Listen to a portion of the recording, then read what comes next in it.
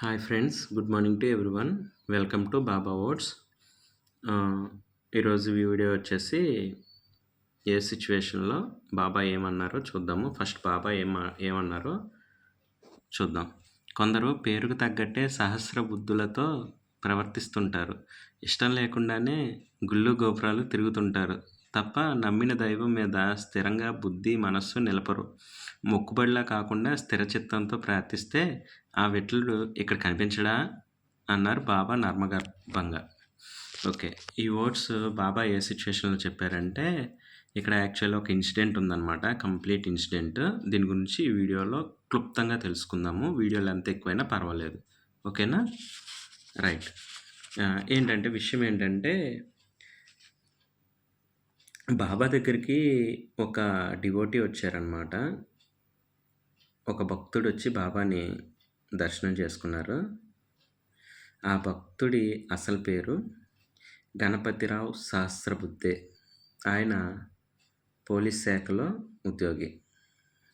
Police శాఖలో ఒక ఉద్యోగి అయిన గణపతిరావు సహస్రబుద్ధే బాబాని దర్శనం చేసుకోవడానికి వచ్చాడు.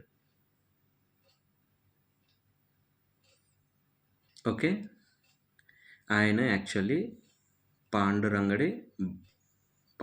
విఠలుడి భక్తుడు, అంటే కృష్ణుడి భక్తుడు అనమాట. పాండురంగడి భక్తుడు ఆయన యాక్చువల్లీ. ఓకే, గణపతిరావు సహస్రబుద్ధే.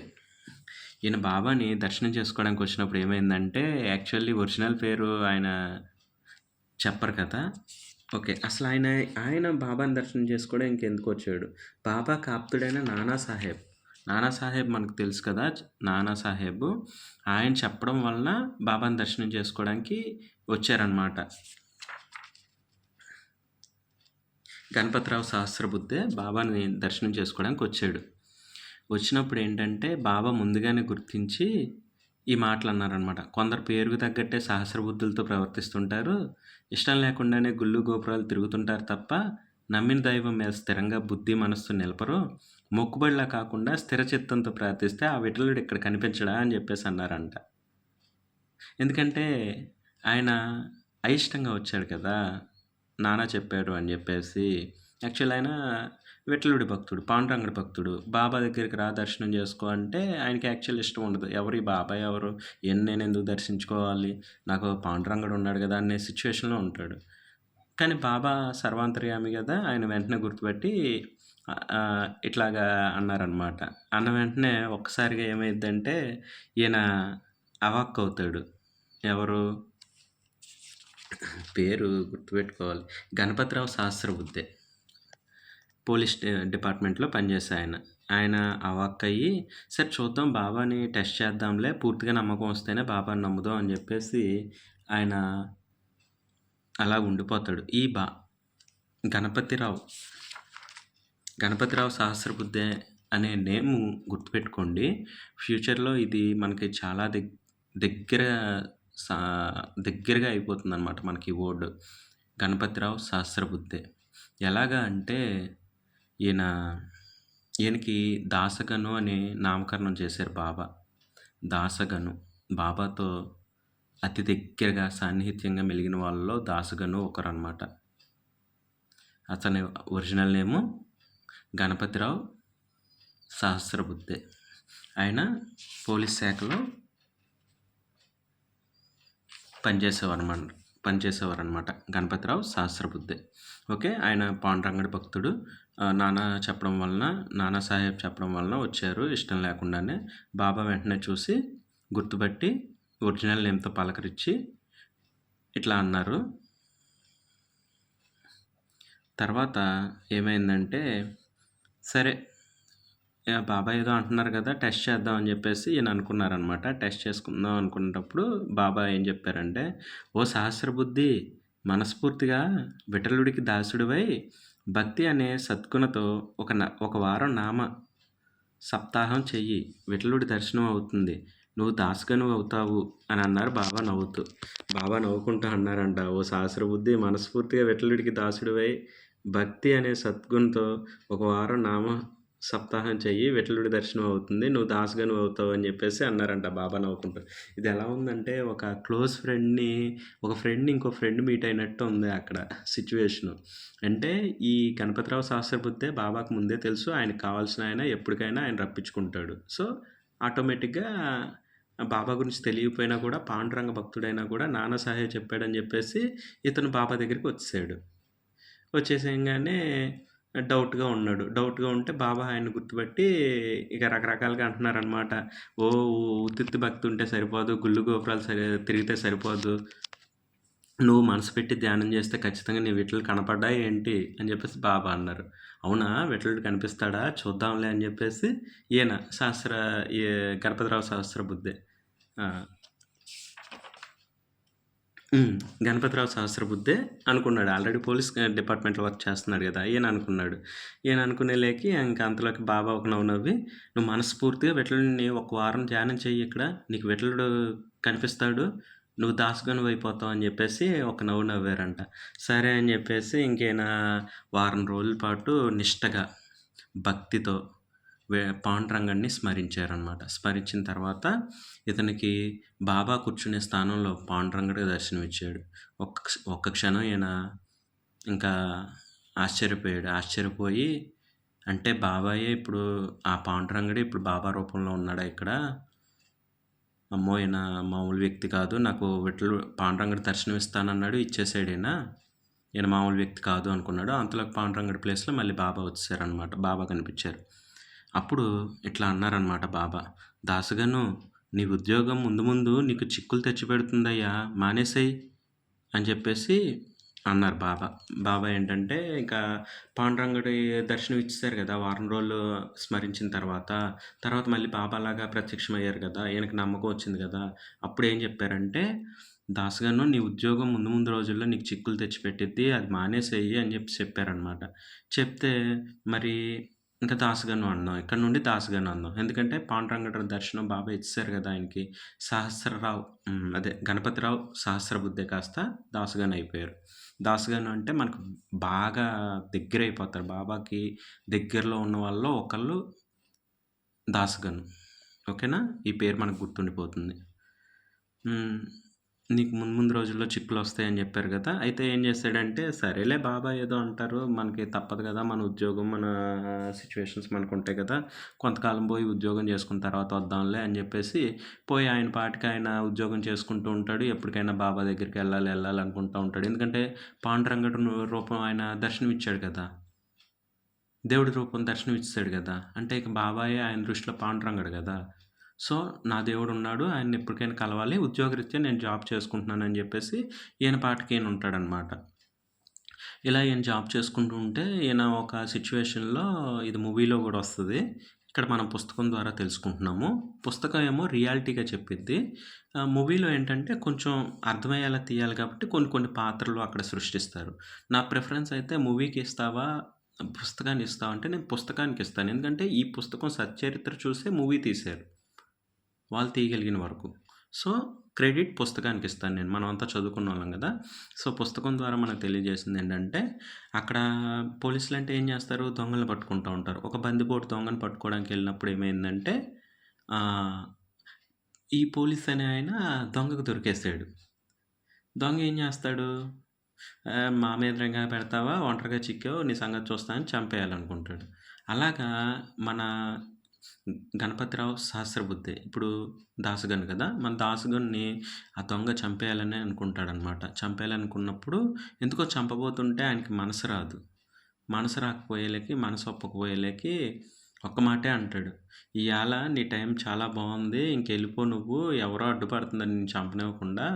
నువ్వెళ్ళిపో నాయనా. ఇక నుండి నిన్ను కాపాడిన దేవుడిని స్మరించుకుంటా నీ బతుకు నువ్వు బతుకు. లేపోతే ఈ క్షణం నువ్వు చచ్చిపోయి ఉండేవాడివి" అని జెప్పేసి ఆ దొంగ ఇతన్ని వదిలిపెట్టేస్తాడు.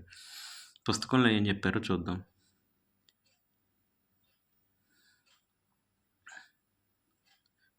దాసుగాను అలాగే అన్నాడు. చాలా కాలం ఆ సలహాని ఆచరించలేదు. అలా ఏంటంటే బాబా హెచ్చరించారు గదా! నీ ఉద్యోగం నీకు చిక్కులొచ్చిద్దయ్యా మానేసేయని. ఈయన దాసుగాను పట్టించుకోలేదు.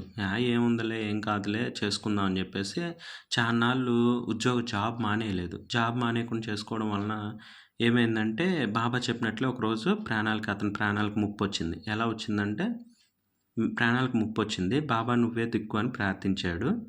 దాస్‌గను ప్రాణభయంతో అతన్ని బంధించి చంపుదామని నిశ్చయించుకున్న ఒక గజ దొంగ విచిత్రంగా తన నిర్ణయం మార్చుకుంటూ "ఏయ్! నిన్ను చంపకుండా ఎవరో నా అడ్డుపడుతున్నారు.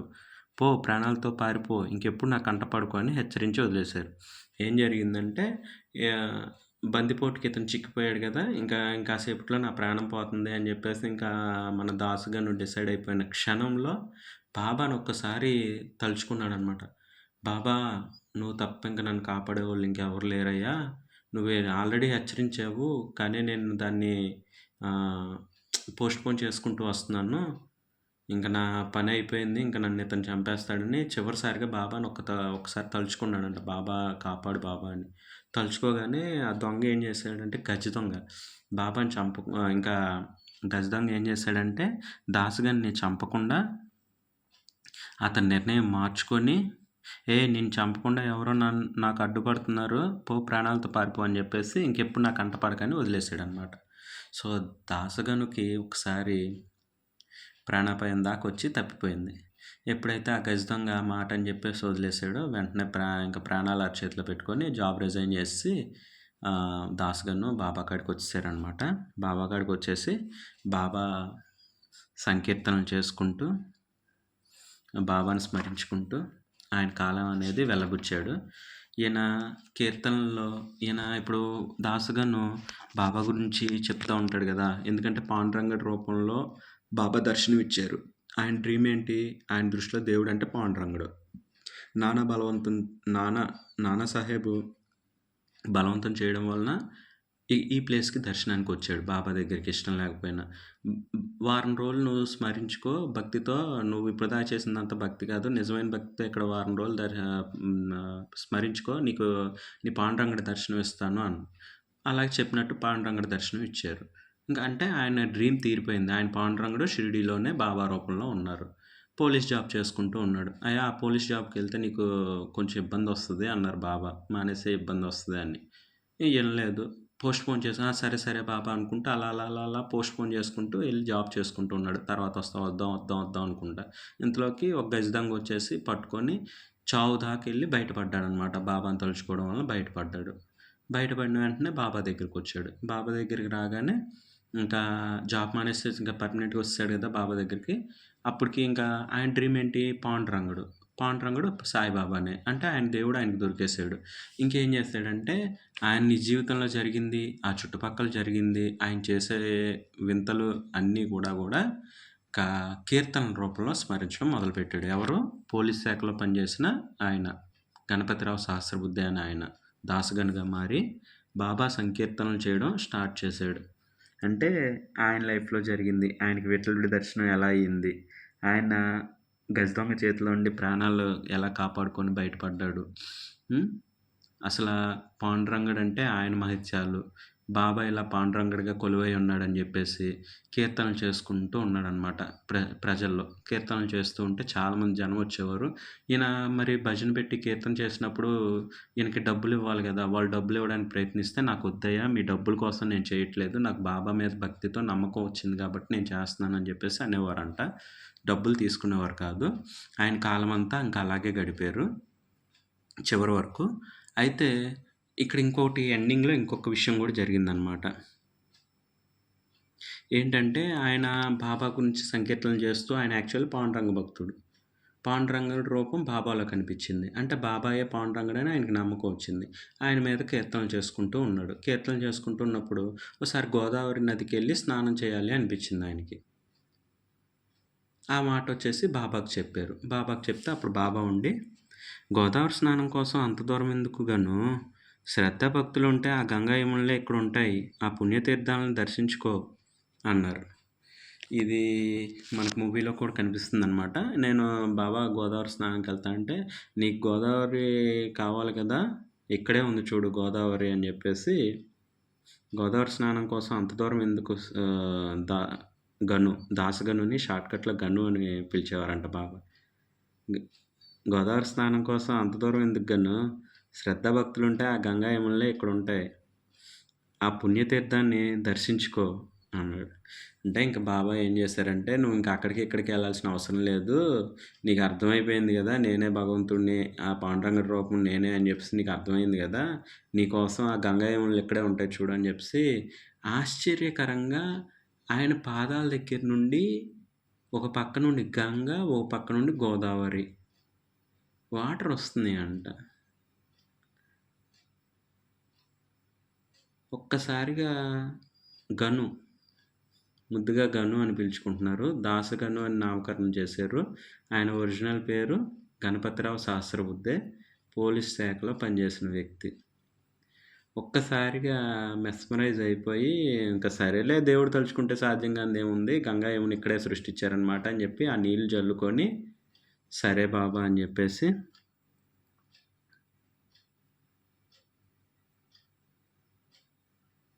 దోసిల నిండా తీర్థం పట్టుకొని హరే గంగా హరే గంగా అంటూ శిరస్సును జల్లుకున్నాడు. ఇలాగా అక్కడ ఆ టైంలో ఒక లీల జరిగింది. ఫ్రెండ్స్, ఈ వీడియో 15 మినిట్స్ వచ్చింది. 15 మినిట్స్ కాదు, హాఫ్ అన్ అవర్ వచ్చినా నాకు ప్రాబ్లం లేదు. ఇది ఒక కంప్లీట్ ఒక రియల్గా జరిగిన ఒక ఇన్సిడెంట్ అనమాట. షిరిడీలో జరిగిన ఇన్సిడెంట్. గణపతిరావు సహస్రబుద్ధే అని ఒక సాధారణ వ్యక్తి, పోలీస్ శాఖలో చేసిన వ్యక్తి, నానాసాహెబ్ అనే ఒక వ్యక్తి చెప్పడం ద్వారా, ఆయనకి ఇష్టం లేకపోయినా, ఆయన పాండురంగ భక్తుడైన బాబా దగ్గరికి రావడం, బాబా ఆయన్ని హెచ్చరించి వారం రోజులు నువ్వు నిజమైన భక్తితో స్మరించుకో, నీ పాండురంగుడు ఇక్కడే కనిపిస్తాడు అని చెప్పడం, ఆయన చెప్పిందే తడవుగా ప్రార్థించడం, ఆయనకి బాబా రూపంలో పాండురంగుడు ప్రత్యక్షమవ్వడం, తిరిగి బాబా రూపంలో మారిపోవడం, ఆయనకి నమ్మకం వచ్చిన తర్వాత కూడా మళ్ళీ ఆయనకి నమ్మకం వచ్చిన తర్వాత బాబా చెప్పడం, నువ్వు పోలీస్ డిపార్ట్మెంట్ నుండి ఇంకొచ్చేసేయి, అక్కడ నీకు కొంచెం ఇబ్బంది వస్తుంది ఫ్యూచర్లో అని చెప్పడం. సరే బాబా అలాగే వచ్చేస్తాలే అని చెప్పేసి ఆయన వెళ్ళి ఇంకా అలాగా రోజులు గడిచిపోవడం. సడన్గా ఒకరోజు ఒక గజ దొంగ వచ్చేసి ఆయన్ని ప్రాణాలు తీయడం కోసం ప్రయత్నించడం. ఆయన బాబాకి, బాబా నువ్వు ఎన్నోసార్లు చెప్పావు, నేను ఆ మాట మర్చిపోతూ వచ్చాను, ఇంకా నువ్వు ఈ ఒక్కసారికి నన్ను కాపాడు, ఇంక నేను జాబ్ మానేసి నీ దగ్గరికి వస్తానని చెప్పేసి బాబాని తలుచుకోవడం.